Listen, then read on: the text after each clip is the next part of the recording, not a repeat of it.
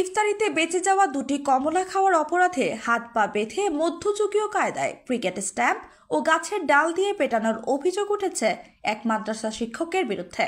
বুধবার ঘটনাটি ঘটেছে ঝিনাইদহ সদর উপজেলার মথুরাপুর আদর্শ ইয়াতিমখানায়। ভুক্তভোগী ছাত্রের নাম সাগর হোসেন। সে 10ম শ্রেণীর ছাত্র। বর্তমানে সে ঝিনাইদহ সদর হাসপাতালে চিকিৎসাধীন অবস্থায় রয়েছে।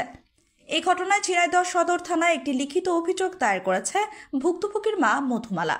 অভিযোগে বলা হয়, অনুমান 10 বছর আগে সাগরের পিতা মারা যাওয়ার পর তাকে মথুরাপুর আদর্শ ইয়াতিমখানায় আবাসিক ব্যবস্থায় রাখা হয়। ঘটনার দিন ভোর আনুমানিক 6টার সময় মোহাম্মদ সাগর হোসেন সামান্য ঘটনাকে কেন্দ্র করে শিক্ষক মোহাম্মদ ইমরান হাওলাদার তাকে লাঠি দিয়ে আঘাত করে আহত করে।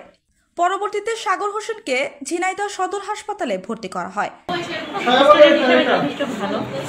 সামান্য একটা বিষয় নিয়েও যে মানুষ এরকম একটা পশুর মতো আচরণ করতে পারে, তো এই জিনিসটা না দেখলে আসলে বুঝতে পারতাম না। বিষয়টা আসলে কেমন যে একটা ছেলে সে হচ্ছে যেটা করছে, বা সিম্পল একটা বিষয়, একটা হচ্ছে কমলা লেবু খাওয়ারকে কেন্দ্র করে আর কি এটা হয়েছে। তো এটা ও যে খাইছে, ওই একটা স্যারকে জিজ্ঞাসা করছে, তো সে তাকে পারমিশন দিছে বিধায় খাইছে।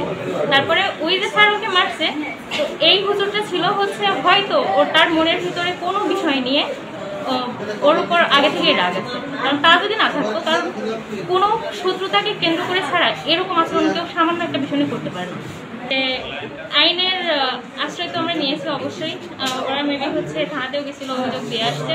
আমি চাই যে একদম ভালোভাবে একটা সঠিক বিচার হোক, কারণ ম্যাক্সিমাম মাদ্রাসাগুলোতে আমরা দেখি যে হুজুররা হচ্ছে এই ধরনের আচরণ করে। এই ঘটনায় মোহাম্মদ সাগর হোসেন জানান, প্রধান শিক্ষকের সাথে কথা বলেই তিনি কমলা দুটি রেখেছিলেন।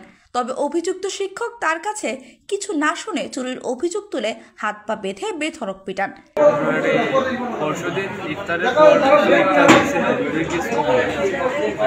সেগুলো আমি হেড স্যারকে বললাম, স্যার এগুলো কি তিনি বললো রেখে দাও, অন্য কোনো মেহমান আসতে দিবা নাই, পরে খেয়ে নেব।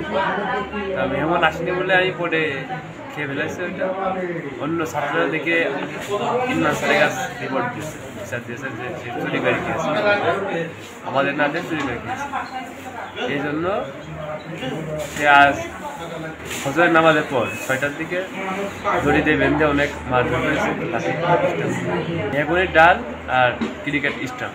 এই বিষয়ে জানতে অভিযুক্ত শিক্ষক ইমরান হাওলাদারের সাথে যোগাযোগের চেষ্টা করা হলে তাকে পাওয়া যায়নি।